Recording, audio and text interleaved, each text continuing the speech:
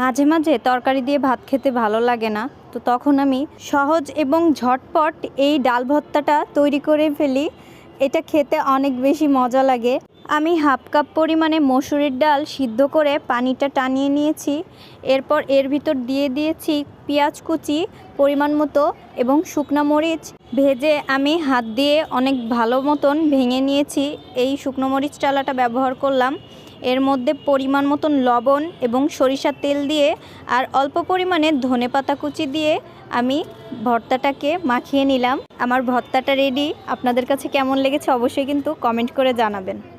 মাঝে মাঝে তরকারি দিয়ে ভাত খেতে ভালো লাগে না, তো তখন আমি সহজ এবং ঝটপট এই ডাল ভর্তাটা তৈরি করে ফেলি। এটা খেতে অনেক বেশি মজা লাগে। আমি হাফ কাপ পরিমাণে মসুরির ডাল সিদ্ধ করে পানিটা টানিয়ে নিয়েছি। এরপর এর ভিতর দিয়ে দিয়েছি পেঁয়াজ কুচি পরিমাণ মতো